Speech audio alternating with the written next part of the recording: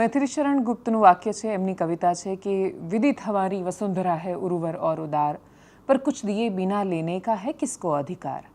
એક ખેડૂત અન્નદાતા એ આ ભાવનાને સમજે છે અને એટલા જ માટે એ પ્રયત્ન કરે છે કે ધરતી ઓછામાં ઓછી બરબાદ થાય અને કશું આપ્યા વગર બધું જ એની પાસેથી નિચોડી લેવાની વૃત્તિ એની નથી હોતી, પણ એ ખેડૂત આ માનવીય વૃત્તિના કારણે બરબાદ થઈ રહ્યો છે। શરૂઆતમાં કરીશું એની વાત। નમસ્કાર, આપની સાથે હું દેવાંશી।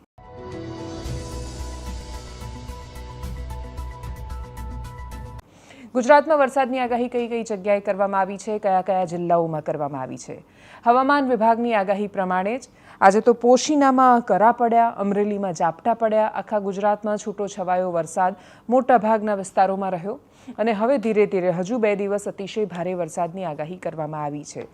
ગુજરાતના નકશામાં જે વિસ્તારો તમને ગ્રીનમાં દેખાશે, યલોમાં દેખાશે, ઘણી બધી જગ્યાએ રેડ એલર્ટ જેવી સ્થિતિનું પણ સંભવતઃ નિર્માણ થઈ શકે છે। ગુજરાતના એ જિલ્લાઓમાં વરસાદની આગાહી કરવામાં આવી છે। ઉત્તર ગુજરાતમાં ખાસ તો રાજસ્થાનમાં એક સિસ્ટમ એક્ટિવ થઈ શકે છે અને એક્ટિવ થતાની સાથે જ આખો જે બોર્ડરનો પટ્ટો છે ગુજરાતનો, રાજસ્થાન અને મધ્યપ્રદેશની સરહદ પર આવેલા મોટાભાગના જિલ્લાઓ, ત્યાં અતિશય ભારે વરસાદ પડી શકે છે। વરસાદ પડે ને શહેરોમાં પ્રી મોન્સૂનની જે કામ થયા હોય એની પોલ ખુલી જાય, એ હવે સમાચાર રહ્યા નથી। એ બહુ જ સામાન્ય ઘટના છે કે વરસાદ પડવો જેવી રીતે સામાન્ય ઘટના છે, એ રીતે જ વરસાદ પડે ને રસ્તા ધોવાય એ સામાન્ય ઘટના છે, એટલે એના વિશે વાત નથી કરવી। પણ બીજી એક વાત જે સામાન્ય બની રહી છે પણ એ આપણા બધા માટે અસામાન્ય સ્થિતિનું નિર્માણ કરે છે, એની વાત કરવી છે। આ વર્ષ સરળ નથી રહેવાનું। આ વર્ષ જે આપણને એવું લાગે કે સંભાવનાઓથી ભરેલા વિશ્વમાં શું કામ ખેડૂતોની સાથે એમના ભાગ્યે જ કેમ દરેક વખતે બરબાદી આવે। શહેરમાં રહેલો માણસ કે જેના સુધી 2 ટંકનું ભોજન બહુ સરળતાથી પહોંચી જાય છે, તો બહુ આમ ફટ દઈને એવું કહી દે છે કે ખેડૂતોને તો રોવાની ટેવ પડી ગઈ છે। એમને ખબર જ ક્યાં છે કે તો તમે ખેતરમાં જઈને ઊભા રહો ત્યારે ખબર પડે કે ખેડૂત તો પોતાના પાકનો ભાવે જાતે નક્કી નથી કરતો। કેરીનો એનો કેટલો ખર્ચો આવ્યો એ ખબર નહીં, કેરી તો એને બજારના ભાવ પ્રમાણે મૂકવાની છે અને બાગાયતી પાકમાં તો તોય એને નુકસાન નથી થતું, પણ બાકીના જે પાકમાં એને નુકસાન થાય તો બહુ ભયંકર હોય છે।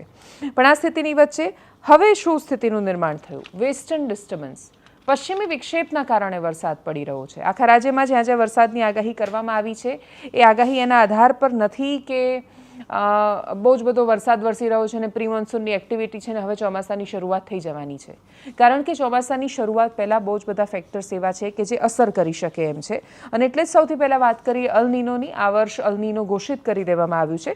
વિશ્વ હવામાન સંગઠન WMO એણે 2026માં જૂન 2026માં એમણે જે જાહેર કર્યું, એમણે ચેતવણી આપી છે। એમણે કહ્યું છે કે પ્રશાંત મહાસાગરમાં સુપર અલ નીનો સક્રિય થવાથી 80થી 90% એની પ્રબળ સંભાવનાઓ છે। અને આ સુપર અલ નીનોનો મતલબ એ છે કે અત્યાર સુધી જે પણ સ્થિતિનું નિર્માણ થયું એના કરતાં પણ એ પરિસ્થિતિ ઘાતક હોઈ શકે છે। પહેલાં એવું હતું કે ઓગસ્ટથી સપ્ટેમ્બરમાં અલ નીનો સક્રિય થશે ને એના કારણે એ બદલાતી આબોહવા છે એનો સમય એની અસર આવતા મોડું થશે, પણ હવે આગાહી છે કે જૂનથી ઓગસ્ટ 2026ની વચ્ચે જે મજબૂત રીતે સક્રિય થઈ જશે। WMOના સેક્રેટરી જનરલ સેલેસ્તે સાવલો એમના કહ્યા મુજબ અલ નીનો અને ગ્લોબલ વોર્મિંગ આ બંનેના સંયુક્ત પ્રભાવથી વૈશ્વિક તાપમાન, આખા વિશ્વમાં જે તાપમાન થવાનું છે એ જૂના બધા જ રેકોર્ડ તોડી પાડશે। ભારત, ઓસ્ટ્રેલિયા અને ઇન્ડોનેશિયા જેવા દેશોમાં સામાન્ય કરતાં ખૂબ ઓછો વરસાદ અને ગંભીર દુષ્કાળ જેવી પરિસ્થિતિનું નિર્માણ થઈ શકે છે। ભારતનું હવામાન વિભાગ IMD અને WMO એ બંનેના સંકેતો મુજબ આ વર્ષે આપણું જે દક્ષિણી પશ્ચિમી ચોમાસું છે, આ દક્ષિણ પશ્ચિમ ચોમાસું એ સરેરાશ કરતાં ઓછો વરસાદ નોંધાવાની સંભાવના છે। હિમાલયના ક્ષેત્રમાં આ વર્ષે હિમવર્ષા પણ ઓછી થઈ છે, 27.8% ઓછી હિમવર્ષા થઈ છે અને એના કારણે હિમાલયમાંથી જે નદીઓ નીકળે છે, એટલે બરફ પીગળે અને પછી જે નદીઓ આવે છે, હિમવર્ષાને કારણે જે અસર થાય છે, ત્યાં પાણીની અછત વર્તાશે, જેની અસર સીધી સિંચાઈ પર, પીવાના પાણી પર થવા જઈ રહી છે। ઓછા વરસાદના કારણે ખરીફ પાકો કપાસ, મગફળી, ડાંગર એના ઉત્પાદનમાં ઘટાડો થશે। બજારમાં અનાજ અને તેલીબિયાના ભાવ વધી શકે છે અને WMOએ દરેક દેશોની સરકારને કહ્યું છે કે તમારે આના માટે તૈયાર રહેવું પડશે। હવે સરકારો કેટલી તૈયાર રહે છે એના પર બહુ જ મહત્વનો આધાર છે। અલ નીનો શું છે? કેમ કે અલ નીનો ખેડૂતોને બરબાદ કરવાનો છે। અલ નીનો એ પ્રશાંત મહાસાગરમાં દરિયાની સપાટીનું તાપમાન જ્યારે વધતું જાય, એ વધારે ગરમ થતી જાય અને વધારે ગરમ થવાના કારણે જે કુદરતી આબોહવાકીય ઘટના બને એને આપણે અલ નીનો કહીએ છીએ। આ અલ નીનો આ વખતે સુપર અલ નીનો છે, ક્રિટિકલ અલ નીનો છે, એવો અલ નીનો જેની કલ્પના પાછલા વર્ષોમાં નહોતી કરવામાં આવી. એ ભારતીય ચોમાસાને નબળું પાડે છે અને એના કારણે ગુજરાતમાં પણ ચોમાસા દરમિયાન વરસાદનું પ્રમાણ ઓછું રહેવાની સંભાવના છે. લાંબા સમય સુધી ગરમી અને દુષ્કાળ જેવી સ્થિતિનું નિર્માણ થઈ શકે છે. ગુજરાતમાં ચોમાસાની શરૂઆત મોડી થશે અને મોડી થાય તો ત્યાં સુધી સામાન્ય કરતાં ઓછો વરસાદ તો નોંધાવશે, પણ ત્યાં સુધી ગરમીની શુષ્ક વાતાવરણની બાકીની બધી અસરો રહેવાની છે. ગુજરાતમાં એમ પણ બધા વિસ્તારોમાં સરખો વરસાદ નથી પડતો. દક્ષિણ ગુજરાત મોટાભાગે સરપ્લસ રહેતું હોય છે અને બાકીના વિસ્તારોમાં ઓછો વરસાદ પડતો હોય છે. તો આ વખતે પણ સૌરાષ્ટ્ર અને ઉત્તર ગુજરાતમાં વરસાદની સંભાવના ઓછી છે. અછત વર્તાશે. કપાસ, મગફળી, ડાંગર, બાજરી એના ખરીફ પાકો એના વાવેતરમાં વિલંબ થઈ શકે છે. પાણી ન મળે તો પાક સુકાઈ જવાનો ભય રહેશે. વરસાદ નહીવત હોવાથી ખેડૂતોને બોર અને સિંચાઈ અને નહેર એના પાણી પર નિર્ભર રહેવું પડશે. સરકાર ક્યાં સુધી સિંચાઈનું પાણી પહોંચાડી શકશે એ પણ એક પ્રશ્ન છે. જવાબ બહુ સરળ છે. ખર્ચો વધશે. ખેતીનો ખર્ચો વધે તો બહુ સ્વાભાવિક છે કે એનો બોજ જો મધ્યમ વર્ગ પર ન પહોંચે તો ખેડૂત આર્થિક રીતે તૂટી જાય અને લાંબો સમય વરસાદ ન પડે તો જમીનમાં ભેજનું પ્રમાણ પણ ઓટોમેટિક ઘટી જાય અને એની પછી પાકના અંકુરણ પર બહુ મોટી અસર થાય. પ્રશ્ન એ છે કે જો આટલી બધી સમસ્યાઓ છે જેના વિશે હવામાન શાસ્ત્રીઓ વાત કરી રહ્યા છે, નિષ્ણાંતો વાત કરી રહ્યા છે, તો અત્યારે થઈ રહ્યું છે શું થઈ રહ્યું છે? અત્યારે તો વરસાદ દેખાઈ રહ્યો છે. હજી તો ચોમાસાની શરૂઆત પણ નથી અને જો ચોમાસાની શરૂઆત પહેલાં જૂનની એકદમ શરૂઆતમાં કેરળમાં જ્યારે ચોમાસું પહોંચવાનું હોય ત્યારે ગુજરાતમાં વરસાદ પડે એને આપણે પ્રી-મોન્સૂન એક્ટિવિટી કેમ ન કહીએ? ખેડૂતોને ડરાવવાના શું કામ? ખેડૂતો પર તો એમ પણ સરકાર કોપાયમાન છે, કુદરત પણ કોપાયમાન થશે એવું શું કામ માનવાનું? જવાબ બહુ સ્પષ્ટ છે. હવામાન વૈજ્ઞાનિકો કહી રહ્યા છે કે જે વરસાદ પડી રહ્યો છે એ વેસ્ટર્ન ડિસ્ટર્બન્સની એટલે કે પશ્ચિમી વિક્ષેપની અસર છે. એ શું હોય છે? તો આ સિસ્ટમ પશ્ચિમ દિશાથી આવે, ભૂમધ્ય સાગરથી ઉદ્ભવતું એક બિનચોમાસી વાવાઝોડું કે પછી ચક્રવાતી સિસ્ટમ છે. એ પશ્ચિમ દિશામાંથી આવે છે ત્યાંથી, એટલે આપણે એને સરળ ભાષામાં પશ્ચિમી વિક્ષેપ અથવા વેસ્ટર્ન ડિસ્ટર્બન્સ કહીએ છીએ. અત્યારે આ પ્રી મોન્સૂન એક્ટિવિટી નથી, વેસ્ટર્ન ડિસ્ટર્બન્સ છે. આ સિસ્ટમ ભારતનું વાતાવરણ શિયાળાના વરસાદમાં એટલે પંજાબમાં તમે એ નોટ કરતા હશો કે ત્યાં માવઠું આવતું હોય છે. ત્યાં જ્યારે માવઠું આવે છે ત્યારે એ શિયાળાના ત્યાંના પંજાબના પાકને, ઘઉંને ફાયદો કરાવે છે અને એટલે જ અમુક પાકને માવઠાથી ફાયદો થાય છે, અમુકને નુકસાન થાય છે.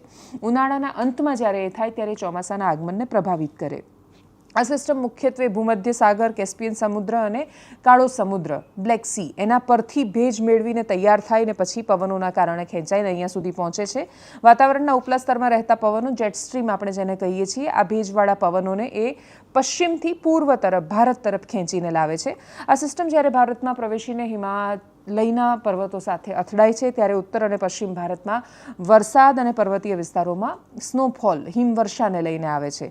વેસ્ટર્ન ડિસ્ટર્બન્સ મુખ્યત્વે શિયાળાની ઋતુમાં સક્રિય હોય છે. ચોમાસાના સમયગાળા દરમિયાન ભારતના હવામાનને અસર કરે છે. જો કે મે અને જૂનની શરૂઆતમાં જ્યારે વેસ્ટર્ન ડિસ્ટર્બન્સ આવે ત્યારે એ ઉત્તર પશ્ચિમ ભારતમાં તાપમાન નીચું લાવી દે છે. તાપમાન નીચું આવે ત્યારે શું થાય? તાપમાનનો બહુ સીધો સંબંધ દબાણ સાથે છે. તાપમાન જ્યારે નીચું આવી જાય ત્યારે લો પ્રેશર ન બને. લો પ્રેશર ન બને ત્યારે સ્વાભાવિક છે કે પવનો ખેંચાઈને ન આવે, ચોમાસું નબળું પડે. અને એટલે જ અત્યારે જે થઈ રહ્યું છે, આપણને ભલે એવું લાગતું હોય કે ગરમીથી રાહત મળી રહી છે ને કેટલું સરસ વાતાવરણ છે ને ખુશનુમા છે ને કુદરત આ વખતે તો કોપાયમાન નથી, બધું જ બહુ સરસ છે, તો આ સંભાળી લેવા માટે ને ચેતી જવા માટેનો વિષય એટલા માટે છે કેમ કે આ વેસ્ટર્ન ડિસ્ટર્બન્સની અસર થઈ રહી છે, નહીં કે આ પ્રી મોન્સૂન એક્ટિવિટીઝ છે. ખેડૂતોની સ્થિતિ દરેક બાજુથી કપરી છે. સરકાર તરફથી સહાયની હંમેશા એમને અપેક્ષા રહેતી હોય છે. દરેક વખતે સરકારો એ અપેક્ષા પર ખરી નથી ઉતરી શકતી. ખેડૂત આ સ્થિતિનો સામનો શું કામ કરી રહ્યો છે? તો કે ગ્લોબલ વોર્મિંગની અસર છે. ગ્લોબલ વોર્મિંગમાં સૌથી વધારે કોનો ફાળો કે ભાગ રહેલો છે? તો કે સરકારોની નીતિઓનો, ઉદ્યોગોનો, એવા લોકોનો કે જેમણે ક્યારેય એ વિચાર્યું જ નથી કે મારા રૂમનું ટેમ્પરેચર નીચું કરતાં કરતાં આ પૃથ્વીનું તાપમાન કેટલું વધી ગયું છે.